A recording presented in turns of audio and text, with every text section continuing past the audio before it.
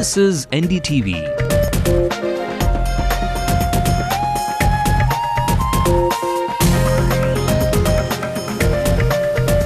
And you're watching Ndtv-Hindu.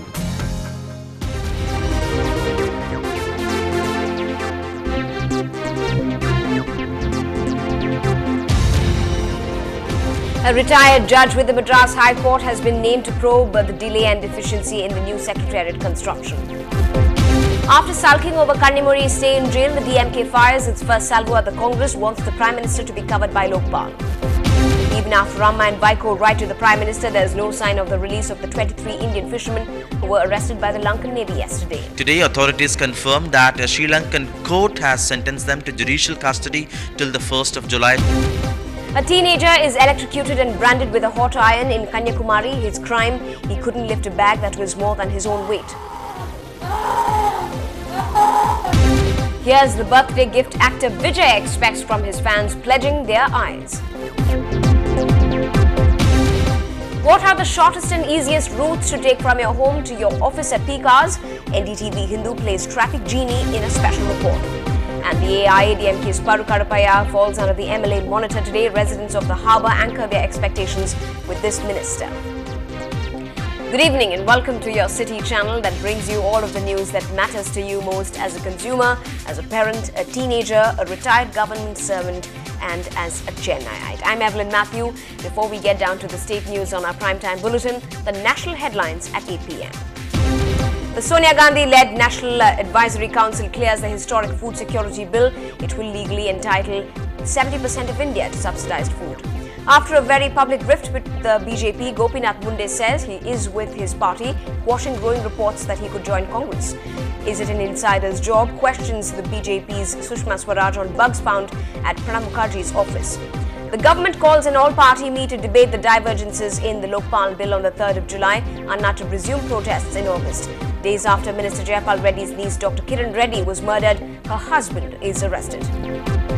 And police lathi charge protesters against an eviction drive in Guwahati. Activists claim 3 people, including a 9-year-old, are dead.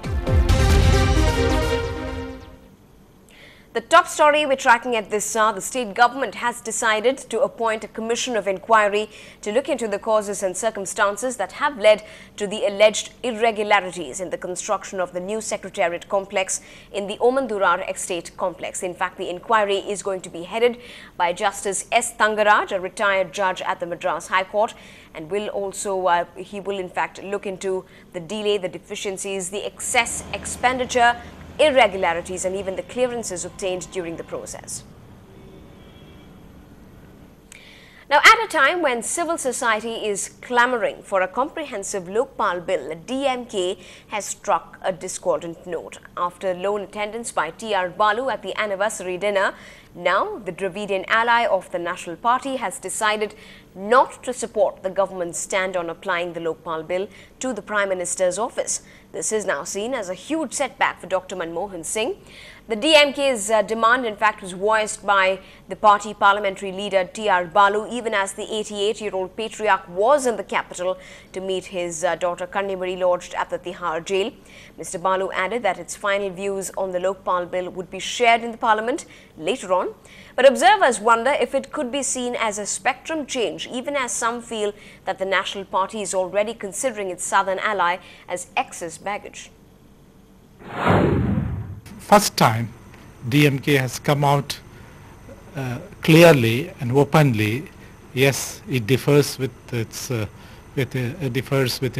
principal ally on an issue that has been capturing the attention of people for the last 2 months. Now, it's been more than a day's time that 23 of India's fishermen along with their boats have been in the Sri Lankan Navy's judicial custody. But there's still no news of whether freedom will be near for these men. According to sources, the men have all been identified, and this was after they were captured by the Navy yesterday for allegedly crossing the international maritime boundary line.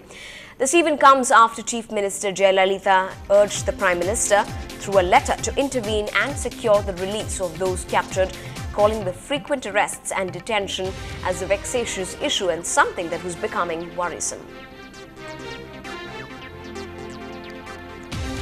Well, the issue has gained support from another vociferous political leader. The MDMK's chief, Vaiko, has also written to Dr. Singh in a letter asking for his intervention in the release of the 23 fishermen, as the whereabouts of these men still remain unknown. பொருளாதார தடை வேண்டும் என்று தீர்மானம் போட்டார்களே, ஏற்கனவே இந்திய அரசு அறிவித்திருக்கிற பொருளாதார ஒப்பந்தங்களை ரத்து செய்ய வேண்டும் என்ற கோரிக்கையை ஏன் தமிழக அரசு முன்வைக்கவில்லை? மீனவர்களை தொடர்ந்து தாக்குவதும் கைது செய்து கொண்டு போவதும் இன்னும் எத்தனை நாட்களுக்கு நடக்கப் போகிறது? இந்திய அரசு தமிழர்கள் வாழ்வோடு விளையாடுகிறது. இந்திய அரசு இலங்கை அரசுக்கு எச்சரிக்கை செய்ய இன்றைக்கு முன்வருவதில்லை, கண்டனம் தெரிவிப்பதில்லை. இந்த போக்கு நீடிக்குமானால் மீனவ மக்களின் உள்ளத்தில் இன்றைக்கு ஏற்பட்டிருக்கிற கொந்தளிப்பு கடற்கரை ஓரத்தில் ஆழி பேரலையைப் போல இந்திய அரசுக்கு எதிராக பிரளயமாக வெடிக்கும். அதற்கு நாங்கள் உடனிருந்து களமாடுவோம். And senior correspondent Sam Daniel joined us with more on these developments from the neighbouring island nation and how soon it will take for good news to arrive. Well, even after Tamil Nadu Chief Minister Jayalalitha sought the intervention of Prime Minister Manmohan Singh to secure the release of 23 Indian fishermen from Tamil Nadu who were captured and put behind bars by the Lankan Navy, it appears that these fishermen may have to remain in Sri Lankan jail for quite some time. Today, authorities confirmed that a Sri Lankan court has sentenced them to judicial custody till the 1st of July. So it's going to take quite some time for them to return home to Rameshwaram. At the same time, more political pressure was mounted from Tamil Nadu. MDMK chief Vaiko wrote to the Prime Minister asking him to intervene to secure the release of these fishermen. At the same time, fishermen in Rameshwaram, the ground zero, continued to boycott or continued to be on protest. They did not venture into the sea for fishing, and they say they're going to be boycotting work till these fishermen return home along with their boats. This is the fourth such incident this year, and so far 6 fishermen have been killed from Tamil Nadu since this January, and this has happened at a time when Tamil Nadu Chief Minister Jayalalitha has been batting for the retrieval of Kachativu, the island India gifted to Sri Lanka in the early 1970s, and she has been claiming that the Indian government has not followed the due procedure for gifting this island to Sri Lanka. She says the parliament has not ratified this, and she also argues that the gifting of the island to Sri Lanka has drastically reduced the fishing space available for Indian fishermen, and she wants the island back.